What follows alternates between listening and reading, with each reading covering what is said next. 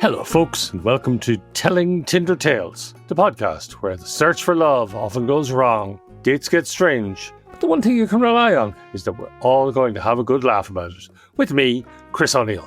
And me, Thomasin Lockwood. So every week, our guests call in from all around the world, and we hear their wildest, weirdest, and occasionally even wholesome dating stories. I'm not an expert in dating, but I am an expert in the telling of dating stories. I've run Telling Tinder Tales as a live show at the Edinburgh Fringe for 3 years now, using my charisma, charm, and brass neck. And I held the hat for tips at the end. Good. I would say we've gone electronic now. Anyway, so, Thomasin, who have we got calling in this week? 3 wonderful guests. First, we have Helen. Hi, Helen. Hello. Where are you calling in from? I'm calling in from Sheffield in the UK, but I'm originally from Derby.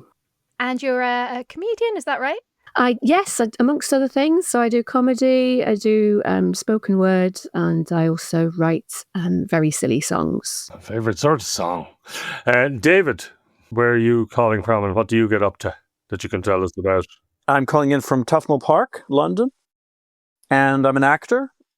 Where are you originally from? I was born in New Jersey, but I lived in Manhattan for 35 years before I came to London. Oh, lovely. We have Alex. Hi, Alex. Hi. Where are you calling from today? I'm calling in from Archway, so I'm just around the corner from David. Ah. Hi. Hi. And I'm an actor as well, but to earn money, I do accent coaching. Now, Helen, would you like to tell us your story, please? Well, yes. So I'm going to take you back to the long, sticky summer of 2018. I had only just moved to Sheffield. I'd had a rocky couple of years, but I was a new start, new city. I was ready to get back in the dating game. And most of I was 41 at the time. Most of my friends were happily settled down. Younger friends told me, Helen, it's not the 90s anymore. You can't just go to a pub and have 3 snakebite and black and expect to chat to somebody and get off with them. It's the new world. You've got to do internet dating. Right? And I was very, very anxious about it. It was very intimidating. I downloaded Tinder for about 12 hours and then immediately deleted it. It was just too much. It was too scary.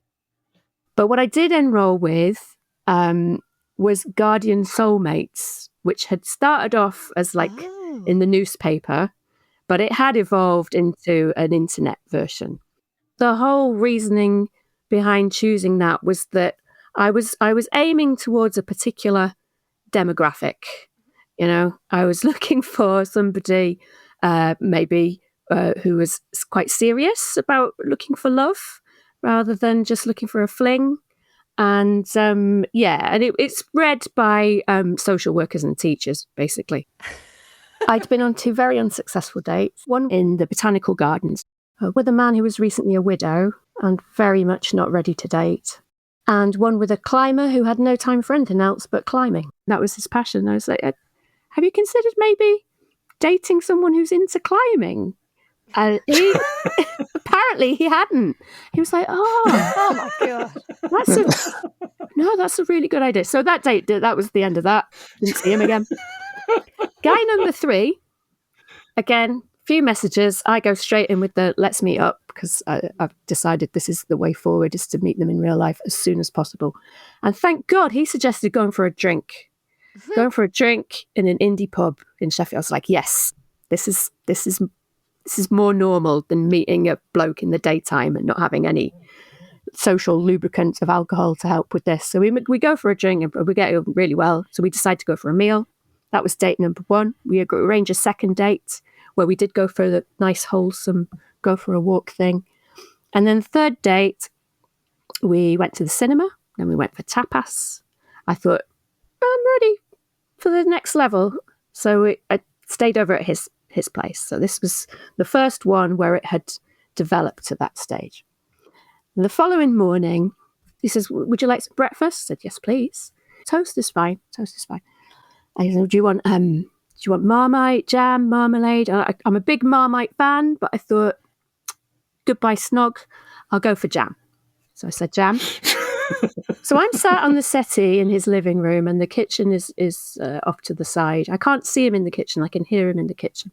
Kettle's boiling, toast is toasting, and then there was like a smashing sound. I was like, "Are you all right?" He said, "Oh, I've dropped the jam on the floor." I said, "Oh, do you want a hand?" So now he's like, No, it's fine. Then he comes through, and he's got the tea and toast and the jam on the toast. I took a bite of the toast. There was a crunch, right? I should have mentioned he worked in healthcare. That's quite important. But, so I take a bite of the toast, and then I thought, it might be my brain just tricking me. And he sat next to me on the settee, and he takes a bite of his toast, and then he looked, and then he spat it out, and he went, "Shit! Don't eat this. It's got glass in it." Oh my God. And I realised that he hadn't smashed the jam after putting it on the bread. He had smashed it before putting it on the bed. Oh. And that was the end of that one. Oh. Thank you. Wow. Okay. I'm sorry. All he did was feed you glass. I mean, I think you really jumped the gun there. I have to say, regarding the second date, what has gone so wrong in a man's life where in his 40s he has to be suggested, have you considered dating someone with mutual interests? Like, that was a shocker. But I have to say, chowing down on that glass, you're probably thinking, oh, the Botanical Gardens doesn't sound so bad now. It's all relative. My question, if you want some kind of old-fashioned blind date show, you know, the one where they have the screen between the guys and you ask them questions, and Cilla Black, legendary UK dating host, was making you choose one of these men, which one would you have gone with? What, knowing what I know now? Yeah. Oh, crap. That's so hard. I think I'd go for Bereaved in the Botanicals, to be honest. Aww. I think, at least, feel like there was potential for growth there. There's potential for healing there. There's a potential for upside, isn't there, really? Yeah. Whereas if somebody on their first encounter with you tries to kill you, really, it's. I mean, if they were even making a conscious attempt to kill you, you'd give them marks for focus. But just to do so accidentally is surely also, cut mouth of glass is also inappropriate. potential for healing there too. Hopefully.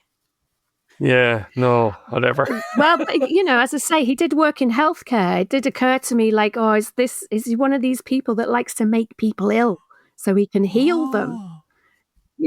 That was like, because I have spent years trying to figure out what would make an adult grown-up person pick up jam off the floor. Yeah, that was the other thing, off the feed floor. It to another human. Yeah. Alex, did you have any thoughts, concerns? Was there blood? Did your mouth bleed? No. Well, that's something. No, it was a tiny bit of good. glass. You didn't swallow any, did you? Yeah, I think I probably did. Oh God! Yeah, because I didn't spit it out, and because in that moment I was like, one half of my brain was going, "Oh my God, there's glass in this," and the other part of me was going, "Don't be daft. He's not going to have put glass in.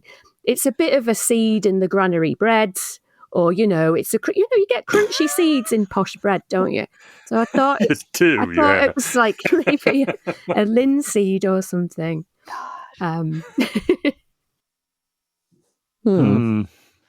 Was there any permanent dental damage done? No, only permanent damage to my trust of other human beings, I'd say. Yeah, that'll cost you. And jam. Yeah, always go for the Marmite, I think, is probably the lesson to be learned. David, any questions or thoughts? I think you did the right thing. I think you ended that one. The healthcare professional who serves you glass. I think there's something to be scared of there. So true for I'm you. all for what you did. Okay, well, What a playful, lovely start. Let's move on to David now. Whenever you're ready, we would love to hear your tale. Well, I was working at a refugee resettlement agency. I was in the English school. This is in New York City, in Manhattan, in the, I think this was the 80s, as a matter of fact. This is a long time ago. And at the time, I was actually dating a woman who was dating the guy who ran the agency, who was a real macho guy.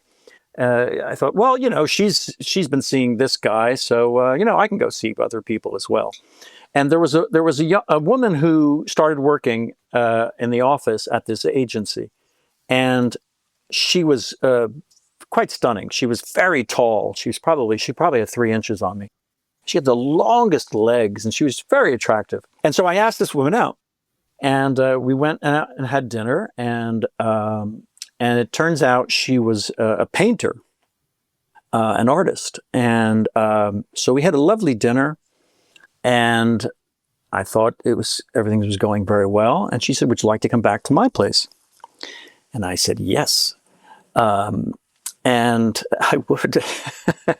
And she lived on 8th Avenue and 14th Street. I'll never forget. East side of the street.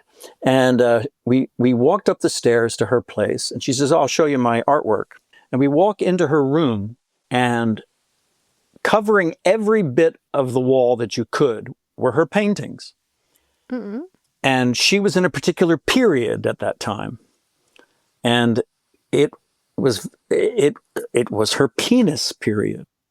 Oh. Every one of these paintings featured at least one penis. There were three penises, a group of penises, and it was just really freaky. I mean, you just look at all of these paintings, and then she's staring at you like, "Oh, what do you think? What do you think?" Oh. And I'm like, very nice. How about that?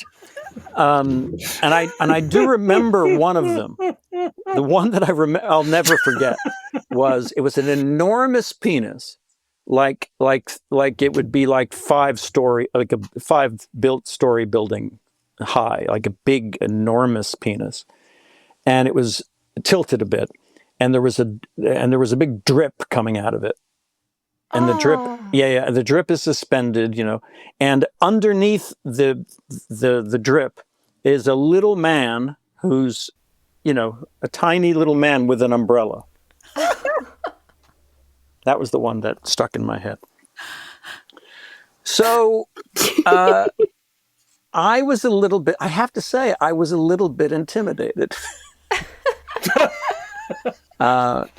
Don't say. And, I stayed a little longer. We had a few more drinks. And I remember we ended up in her bed. But not a lot happened. I think, and I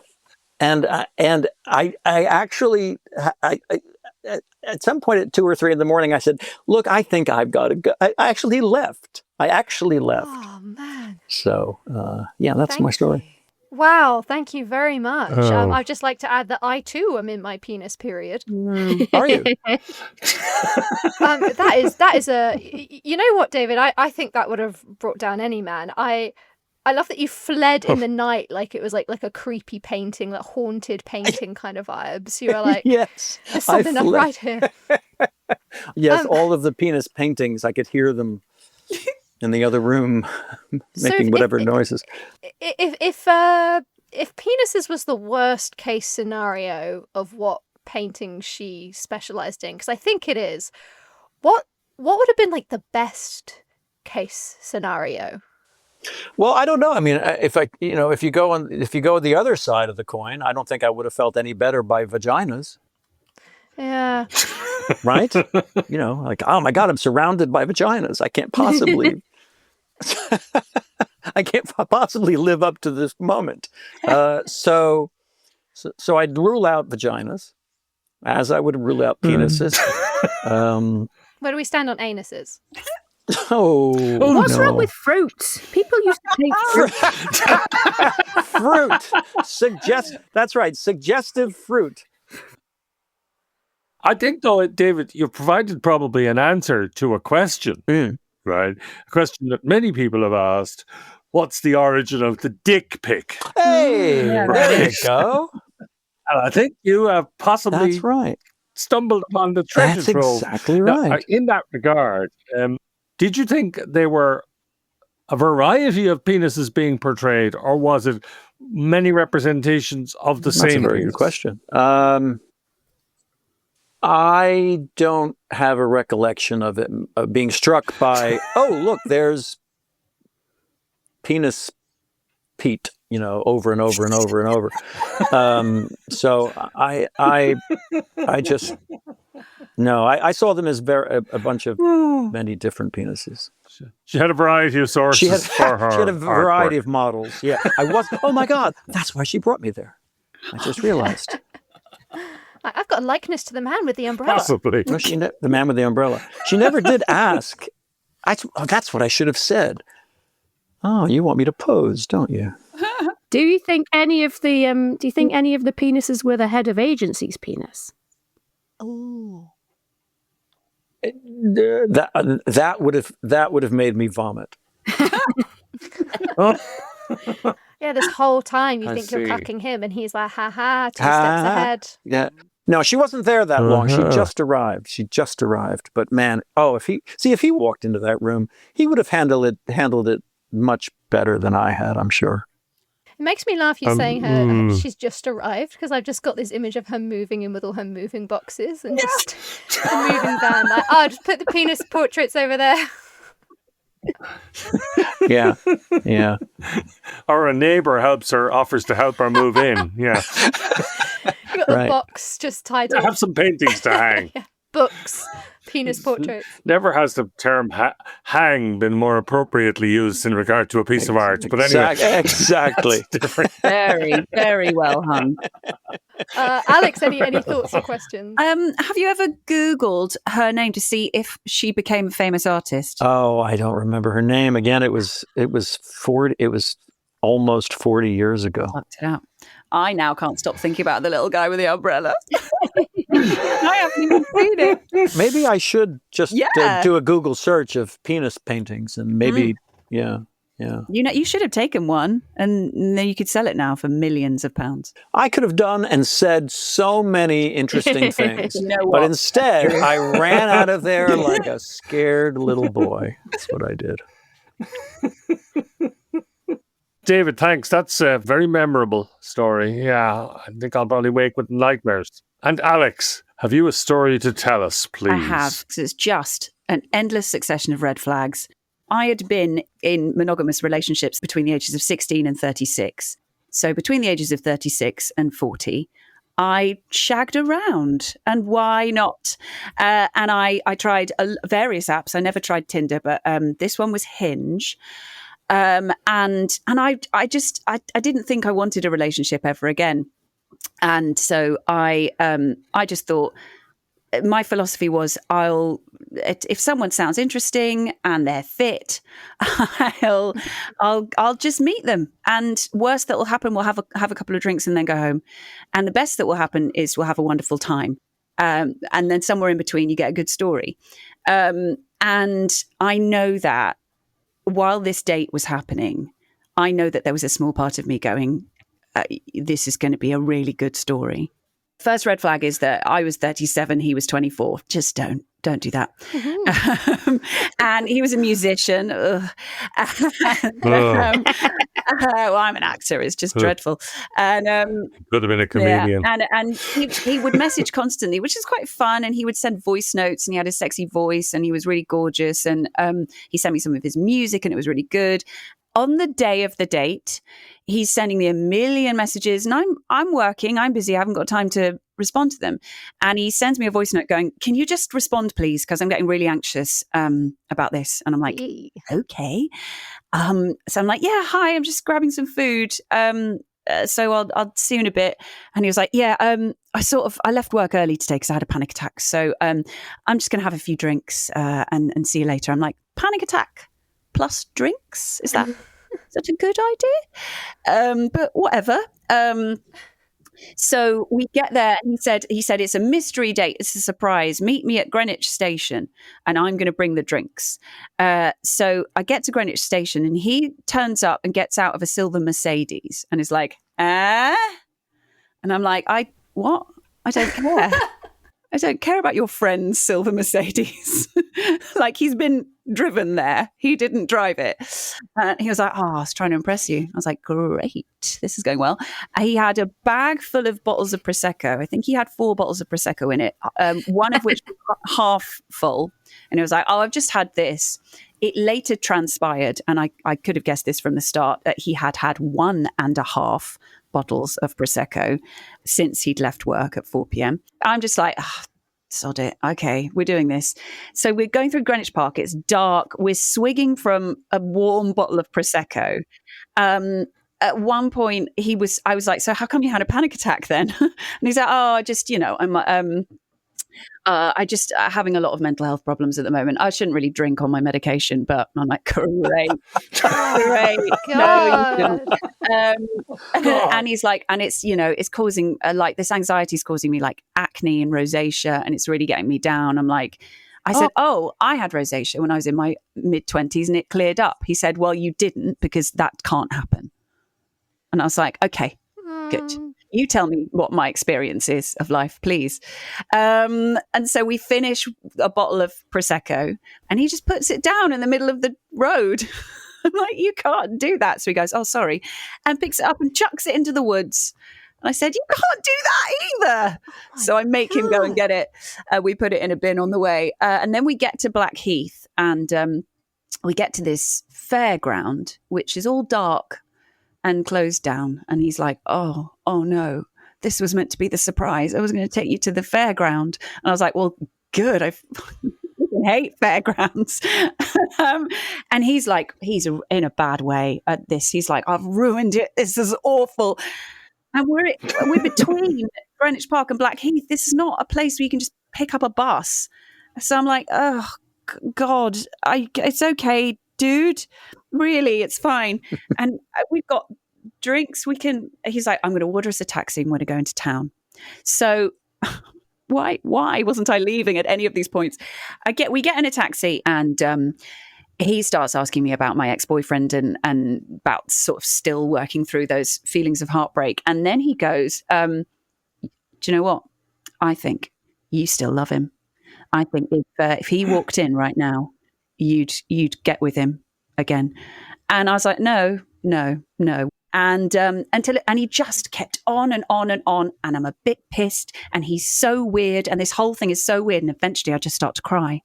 Because I'm like, stop it. Stop telling me how I feel. And he notices, and he's like, oh my God, I'm awful. And at this point, we're sort of approaching the South Bank in the taxi. So I'm like, let's get out of the taxi, because I can get just a tube back from here. And we get out of the taxi, and he's like, I'm so sorry. I'm being a total dick. This is my fault. I drank too much. I was having a bad day, but I just, you're really fun. I just really like to carry on this date. Please, can I make it up to you? So I did. I stayed. Oh, no, I know. But there's, like I say, there's this tiny part of me going, what else is going to happen? And so we take a walk along the South Bank, and he's going like, I could just chuck myself in right now, And so I think there's another part of me going, what if this guy kills himself tonight and I could have stopped it? So I'm like, don't do that, mate. Let's go to a pub or something far more normal than killing yourself. And I go for a wee, and I get a text while I'm in the toilet going, we have to leave, I'm too anxious. So we left, and we found like an old man pub, and that was much better, and he calmed down, and we had a lovely time actually. And good. We had a little kiss. He was really attractive. There was also, there's another part of me going, he's really attractive, and I've come on a date with him. I may as well stay on a date with him. And we had a kiss, and it was lovely. And then he says, I know a late night place. And so we get there, and it's what looks like, 12-year-olds drinking WKD or whatever 12-year-olds were drinking in 2018. And so we get our horrible, cheap, sickly drinks, and we're on the dance floor, and it's like, you know what, this turned out all right. And then he kisses me on the dance floor, and then he bites me. He bites my lip. Of course he and does. I'm like, what did you do? Don't do that. you have to ask for consent for that kind of thing. And he's like, I'm sorry, I'm so sorry. And then he kisses me again. He does it again, at which point, and not several hours before, I called it and was like, right, I'm now going home. I've had enough. And I get home and he sent me loads of voice notes. Surprise, surprise. Just going, oh, it's lovely. What a lovely night. And then one of the last voice notes says, yes, I really like to see you again because I think you're really great. I think you're really fit. It's just a shame about your personality. That was the end of that. He last did voice note not. he sent me. So I ignored that. Next day, I get another voice note from him going, so yeah, I've just woken up and I've just listened to the last voice note I sent you. And I just want to say I'm really sorry. I don't know. I mean, I had a really good time and I felt like it started badly, but it ended well. And then I just sent you something and you haven't replied. So I feel like maybe you took it seriously. And I just feel like I'd really like to see you again. And so I texted him. Look, I did end up having a good time last night, but I just don't think this is a love match. So I think it's best I set you free to explore other territories. And he texted back, fair enough. And of course, he sent me another voice note saying, do you know what? No, I don't accept that. Oh, no, of course. We had a great time. We had a real connection. Why would you deny a second date? Come on, you've got to let me prove that I'm not completely bonkers. And reader, I ghosted him. Oh, From that point. Good. Oh, Yeah. That is a worrying story, first of all. But yeah, it's fine. No. For the thing is, you didn't ghost him. I agree. You I know, gave you're him right, far too actually. many I made it chances. very clear, yeah. I think anyone, I mean, the big sin, I like a drink. And the big sin in that one, to my way of thinking, is turning up with warm Prosecco. I mean, that's unforgivable. I know, you're driving a Mercedes and you haven't even got a fridge. And it's discourteous. I mean, that's enough. That would have been the end of it. It should have been. If someone turned up with warm Prosecco. And a couple of years gone. later, it would have been. But I was new to this game. Good. Yeah, excellent. Well, that's good. I'm glad we've got that out of the way, that the worst single thing on that entire was the warm Prosecco. Anyway, yeah, it's okay. So, Thomasin, have you anything to Well, I just think, ask who would have thought that a podcast episode about penis portraits and glass on toast would turn out to be the least worrying stories? But because mine was longer. I mean, this man was a parody of himself. The whole Mercedes thing just immediately made me think of that TLC song Scrubs. Oh, absolutely. Hanging out the passenger side of his best friend's ride, Right, trying to holler at me. Yeah. Is he not? He's a musician. He should know this. Yeah. I would have just sent him that and then ghosted. Nice. Yeah, should have, would have, could have. If there was a song about him, what do you think? What song do you think it would be? It would be a very troubled Radiohead song, I think. It might be I'm a creep. I'm a weirdo. What the hell am I doing halfway here? through Creep, he goes, but why aren't you giving me a chance? Anyway, Creep. Yeah. Helen. Where to begin with this, Alex? I mean, you said there were a lot of red flags. I think you could maybe make some red flag bunting and stretch it to Aberdeen and back. Yeah. Off this one. Yeah. There were barely any flags that were any other colour. Just so many red flags. See, for Chris, the warm Prosecco is the big no. And I agree, warm Prosecco is grotesque. But for me, as a litter picker, it's one of my hobbies, dropping litter of any kind is if anyone did that on a date, that would be it. The date would end there. Because I would just be like, we are never going to be together. Yeah. If you are the kind of person that thinks it's okay to drop litter. But glass, especially, is the terrible thing. What if that ended up on some toast? Exactly. No, the dropping that would have been my point to exit. Yeah. I mean, I'm impressed at the distance you went with that one for admittedly a cracking story, but by gum. And also, I agree, it's not ghosting. If you've said to somebody, and this isn't for me, and they then come back, That's not ghosting. Is when you've been chatting away and you think everything's breezy, and then you don't hear from them. That's ghosting. You didn't ghost it. Thanks, guys. And David? I loved. You didn't. The audience didn't hear how loudly I laughed because my microphone was muted. That was the funniest thing I've ever seen. He gets out of this limo and goes, you like? That was very funny. I also love how like the ups and downs of it, because he says, "Look, I'm so sorry. You know, I think I've behaved badly, and I really want to make it up to you." And then the next thing you said was, then you were walking by a body of water, and he said he wanted to jump into it. That's his idea of changing the tone of the evening. Yeah. This guy, yes, I agree that the red flags. That's enough flags for the Olympics. Yeah. Certainly enough flags for this episode, I think. Yeah, I think so. Okay, so I think we've got to the end.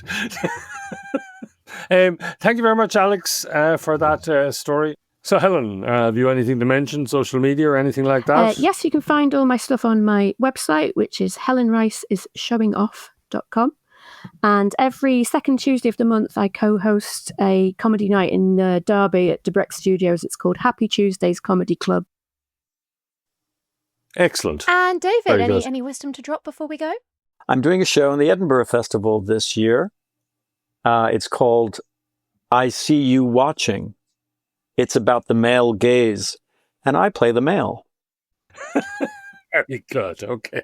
And Alex, have you anything to mention at the nothing to plug end? because I'm too busy, so leave me alone. And if you need an actor of slightly different casting than David, look me up. Thank you so much to our guests for coming on today. It's been a great episode, and thank you so much for listening. If you've made it all the way through, what a journey today we've been on. If you liked us, please, whatever platform you're on, give us a like, a follow, a subscribe, a share. It really makes a difference. Give us a review too. It really helps push us out there as a new podcast. If you give us 5 stars, I'll send you an unsolicited penis painting. But if it's just 1 star, well, I tell you what, I'm going to feed you a glass on toast. We'll be at the Edinburgh Fringe Festival along with David and thousands of others for the whole of August. Come on down and see the live show. Tell us your tale. Yes, and you can follow us on our socials at Telling Tinder Tales for dates. Say goodbye, folks. Bye-bye. Bye. Bye. Bye-bye.